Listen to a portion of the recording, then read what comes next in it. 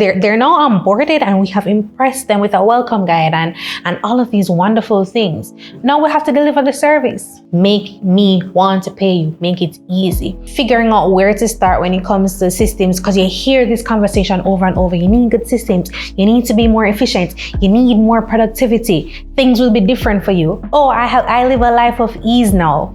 But where do you start? Ready? Oh, it's a record? Yeah. Hey coworkers, welcome back to my channel. So today we're going to be talking a little bit about systems. The systems that you need to scale your service-based business without hitting burnout. If you're interested in this type of video, let's get watching.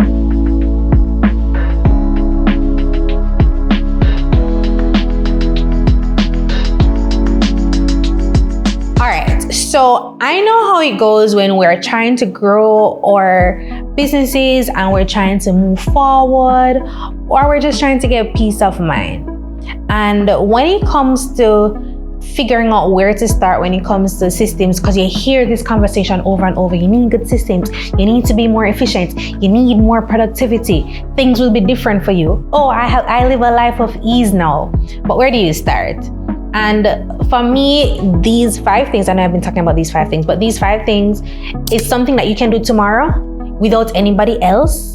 And if you just go and implement this in your business right now over the next month, I promise you'll see a change. So the first one, client delivery systems. So at the heart of what you do is delivering a service, right? I'm an online business manager. My clients are my business. If I don't have clients, I don't have business. You might be a social media manager. You might be a web designer. You might be a consultant. You might be a bookkeeper. I could go on and on and on. But at the heart of what you do are your clients. So you need to put together client delivery systems from the moment somebody inquires with you to the moment they are offboarded. And what that means is that you have to make working with you a breeze.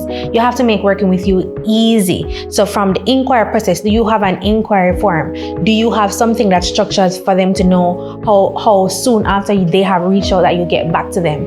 And when we have that streamlined and automated, is always really great, but you don't have to automate it for it to be a system and a process. It can be a manual process. You can start manually, but you have a checklist and you know what happens next, right? So for me, I have an inquiry form. Somebody fills it out. Then I have an automation that sends them a link to book if I approve, if I think that we're a good fit, and then we talk if they want to talk. If not, and we want to forepass the talking, we can also just sign the contract and move on. Getting them into my system and into my field is easy, right? Now, when this client comes in, we don't want them to have buyer's remorse. So we need to have a very seamless onboarding process. We want them to understand who we are, how we work, what our working hours are. If you hear my dog in the background, just act like he's not here, okay? just act like he's not here. So we want them to understand our working style, our working hours, and also we need to get all the information from them so that we can serve them best. So remember, we don't want buyer's remorse, so we have great onboarding systems. And then they're now onboarded, and we have impressed them with a welcome guide and all of these wonderful things. Now we have to deliver the service. And this is where the service delivery breaks down, because we don't have a process. And because we don't have a process, then it's so hard to outsource, because all of that little genius is in your brain, it's on you, and you get overwhelmed. So you need to build out some form of templated way that you serve customers. I love packages. I do not like very custom things, because when you get too custom, then you cannot template it. And when you cannot template it, then it's harder for you to move forward. If you have a package, it's easier for you to customize that package than customize something from scratch, right? So then the client is delivering, and the next system we'll talk about is the project management system, but we're not there yet. We'll talk about that in the second point, but I'm still on the first point, client delivery system. So the client is served. Now they're done, whether it is a retainer client or they are just a project-based client. We need to get them offboarded, right? And during the service, we also need to make sure that paying us is easy. Paying us need to be easy. Are you going to have recurring invoices that just auto take from people's bank accounts? That's my favorite way to pay. Like, I love to sign a contract and put my card information in and don't have to think about it for the 3 months of the contract. Make me want to pay you. Make it easy. And then, of course, offboarding. If this is a project client, a project-based client, you need to deliver things that you said you're going to deliver. Go back to the proposal, go back to the contract, and make sure that everything is ticked off. Make sure that they know how to work with you going forward. Do you offer 30-day support? Whatever it is, we need to have some type of offboarding process. So yes, that's at the core and at the heart. Think about what it takes to deliver to your client from the moment of inquiry to from the moment they step into your store to the end. We want to make the entire client experience great. So you want to have client delivery systems. All right. Now, I separated the project management system, the second one. I separated that from the client delivery system because even though I use a project management system to deliver my service, and I think it's one of the best ways. I don't think everybody needs to, right? However, I use a project management system that's online to manage my workload, to manage my capacity. And for you, your project management system might mean something like having a book where you have all of the things recorded, right?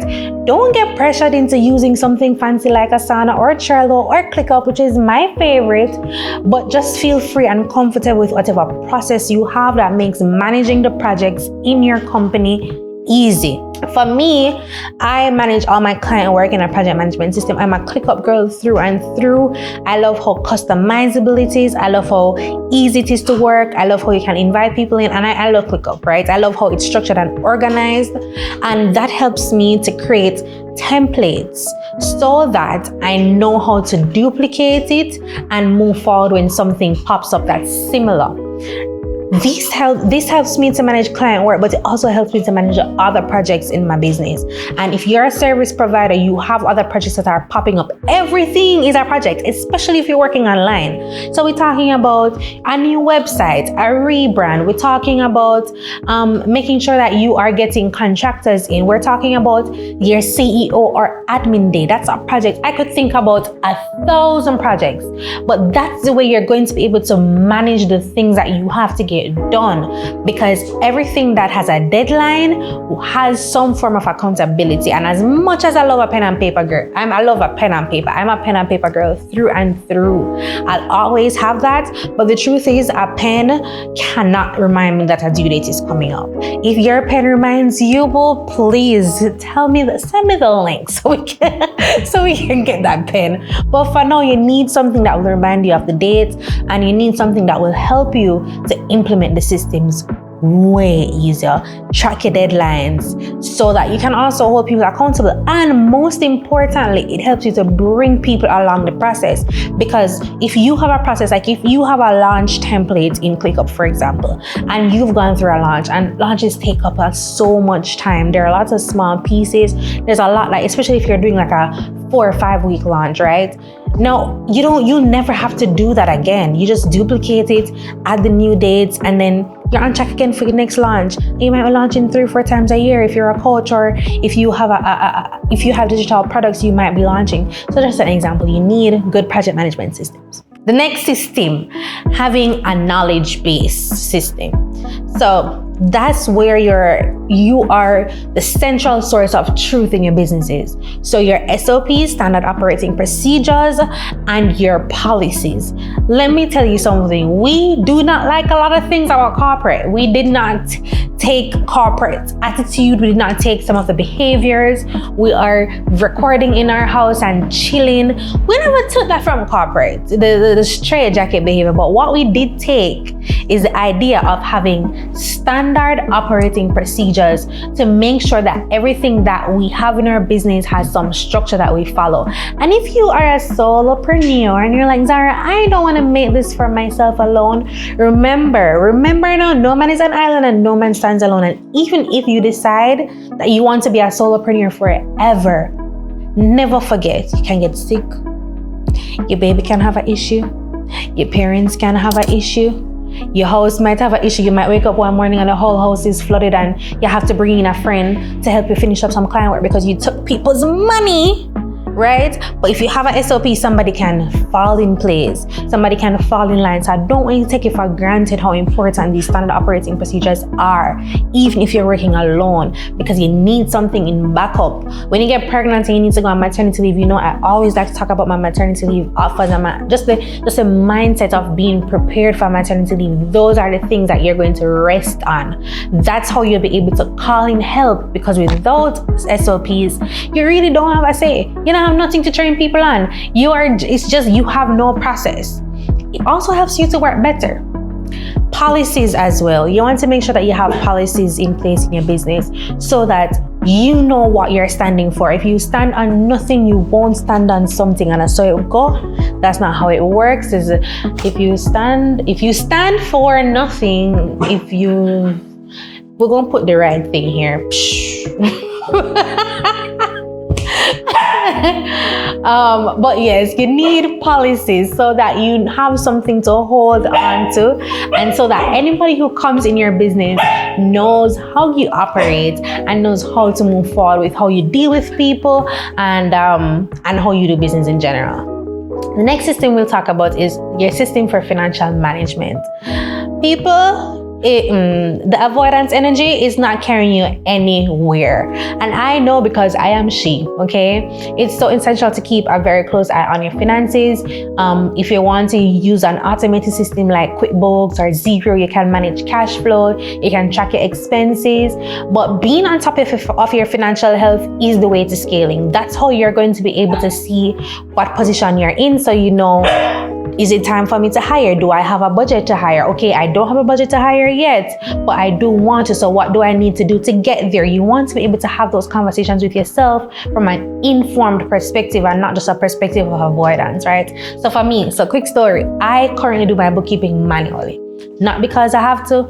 I love automations. It could have been automated, but I do it because I'm trying to neutralize my relationship with money. I want to face it every week. I want to see what's happening. I want to have a hand on it. I want to record it, because I'm coming from the other extreme where I was completely avoidant, and that did not help me.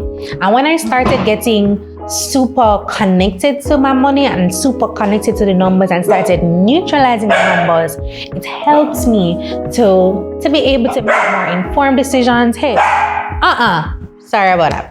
So it helped me to make better financial decisions and also to forecast for the future. So we're talking about emergency fund. I actually have a dream, because I don't have employees and I don't know if I will eventually have employees at any time. I have contractors, and I work in the online space where there's a lot of it's very casual, right? And I have a dream of one day So I have a little dream of one day being able to have a fund. I saw it on Thread, somebody talking about that they have that, or they help somebody build that for their business, and they call it like a honey fund. And what it is just a fund that you have in your business where the people who are working with you, they're going through any health issues, they can get a $2,000 or a $2,500, and they can always give you back without any interest. You can give grants. You have somebody on your team who their birthday is coming up or their anniversary, you want to be able to give them a gift, and just so we can tap into these things, because we don't have the benefits of being in a world where we have a big corporation that you can say you're going through some hardship, your roof start leaking and you don't have any money whatsoever, and you have nobody to turn to. Sometimes if you're in a big corporation, you might can turn to your organization and say, hey, can I borrow and can get this interest or whatever. Banks do it, credit unions do it, and I want to be able to have that for my business, even if I'm just working with contractors, to give them some sort of financial clutch, if things happen, if hardships happen, because we just don't have that in the way we do business. So that's a dream that I have, and it's a dream that I know the only way I'm going to accomplish it is if my financial health is in good condition. Alright, so I know I spoke a lot and I've been talking a lot, so but if any of this resonates with you, if you have any questions about these simple systems, feel free to drop it in the comment section below. As we move on to the final simple one, there are a lot more, but I'm just going to talk about 5 right now that you can put in place that will be game changers. And the last one is having content systems. Consistency is the one thing that will always need to show up. And showing up doesn't mean that you have to show up every single day, but showing up in some sort of cadence. Like, showing up for me on YouTube looks like making sure that I have these videos out. Like, I'm coming to 2 videos a month, and sometimes they get uploaded on a Tuesday, and sometimes they get uploaded on a Thursday. But as long as they're up, that's what showing up means, and that's what it looks like.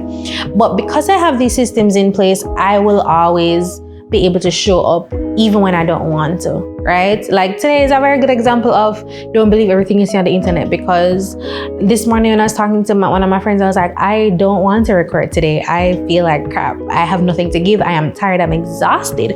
But I already had the systems. The script was created. The SEO research was done. Everything was done because I have a content process, and all I needed to do was show up and record. Your systems will work when you cannot. They will hold you in spaces where you are not able to, when your capacity is strained, because you have things in place to help to remind you. Then you're able to, that's how you get discipline. It's not because you have no willpower more than anybody else, but you're using the systems that you've created as a clutch. So, and then of course, as you think about breaks and as you think about diversifying just the way that you put out content, and as you think about getting help, because you have the content built out in systems, you can repurpose in different platforms. You can take a video, and this video can be short form videos, and it can be tweets, and it can or threads, because I don't tweet. But there's just so much that you can do with pieces of content. If something is relevant again in the next 6 months, you can repost, because trust me, we didn't see it. So you'll be able to use those at your advantage. There are people who this is all they do. Their entire business is to become content repurposers, and they can support you through things like maternity leave, through things like sickness, through things like a launch. They'll just go in and repurpose all the content. You can have a launch where you launch the same product 2 times a year, and you just do the content once, and somebody can just go in and help you to repurpose the same content over and over again. So yeah, those are the 5 business systems. 1, your client experience systems. 2, I'm trying to remember them. So client experience. Then I spoke about financial, it's not in order. Then I spoke about project management systems, financial systems, and content systems. Really, this can help you to reduce your stress. It can help you to increase your efficiency in your service-based business, and of course, profit. Because with increasing productivity, there will always be increasing profit, because you have more brain space to ideate and to create. Remember, the goal is always to scale smartly and sustainable without compromising your health, your personal life, and we try to have some form of work-life harmony. But it's just a pleasure to have you here and to talk to you about this. Feel free to leave it in the comments. Don't forget to click the link down in the description box to get on my newsletter, or this email list that I'm trying to push out, where I talk a little bit more about systems, about the maternity leave planning, and about just making sure that we are being our best self as we try to scale while preserving our peace of mind, increasing our profit and productivity. See you next time. Bye.